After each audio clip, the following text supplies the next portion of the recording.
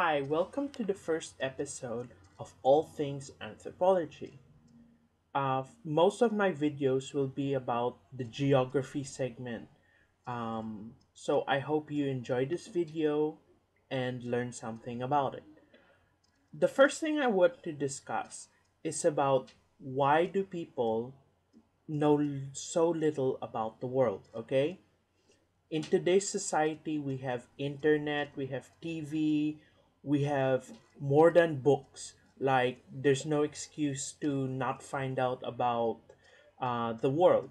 But it's a very complex situation to understand because not all people have access to the internet, or people who do have access to the internet spend their time looking at something else. I'm not saying that is wrong, I'm just saying that's why we know so little about the world, especially Hollywood, and all the movies. We believe what we are shown on TV, especially Western media. This is so true for what is going on in Gaza and Palestine at the moment.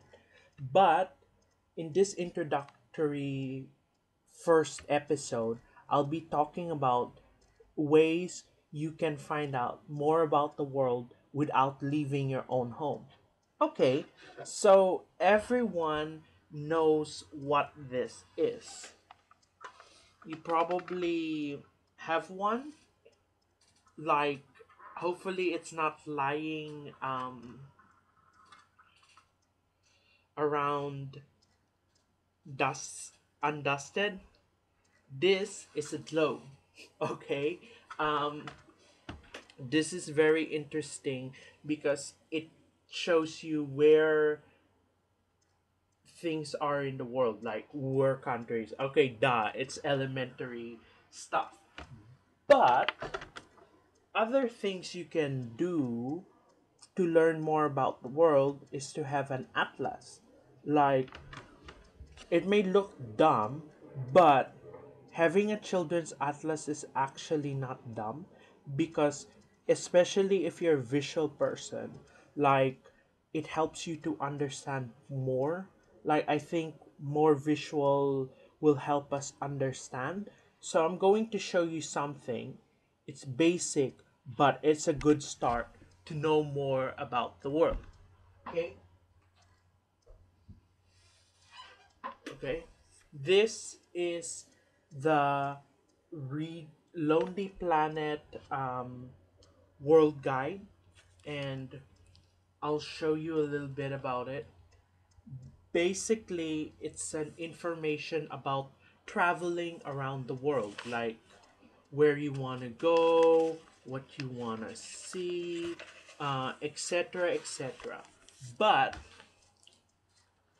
the most important part of it is it has individual maps for each country. So that is a great start to know more about the world, basically.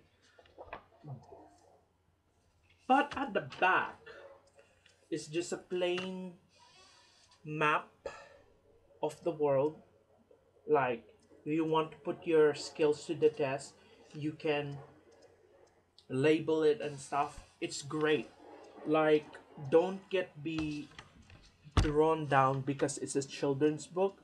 It's a good learning material, especially for adults. Okay, so where are the other places you can find more about the world? As I mentioned earlier in this video, you can find more about the world through searching on the internet. One of the websites that I recommend is WikiTravel. WikiTravel is your friend. WikiTravel is the best place to learn more about a country. You can use Wikipedia. Like, when it comes to university work, like, you have to look at articles, books, and stuff, and Wikipedia is not your top priority or choice for it because sometimes the materials get edited. But it's a good place to learn more about the world.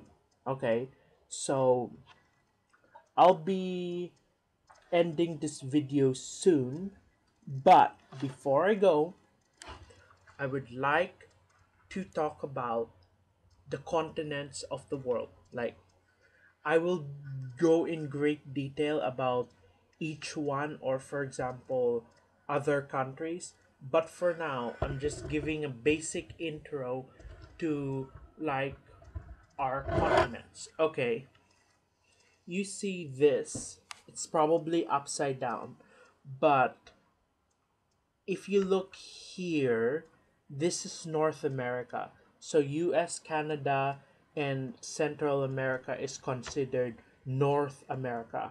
So is the Caribbean. And when we go down here, we see South America. South America is the Latin areas where Brazil, etc. I'll be more detailed, but this is the basics of it. So we have Africa.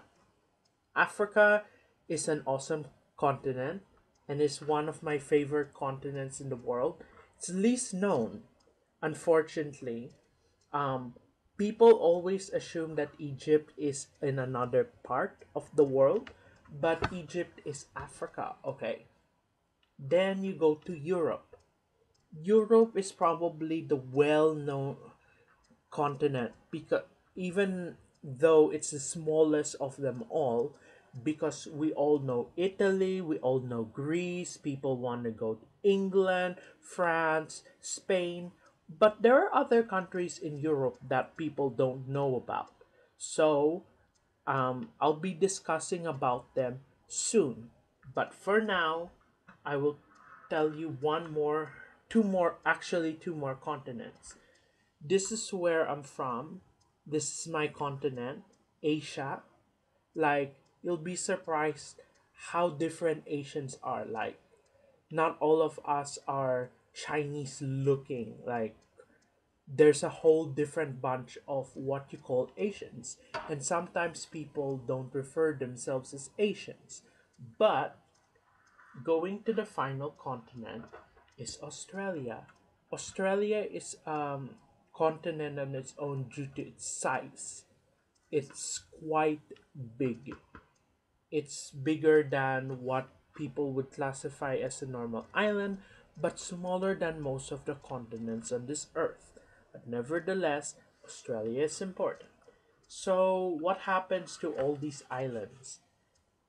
We shall not forget them because they're important, but they're not continents.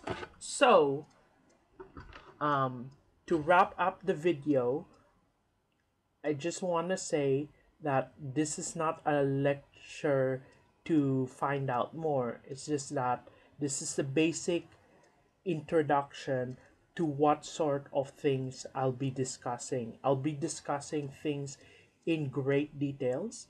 Some of them may have more than one episode, depending on what topic. But hopefully, you learn something.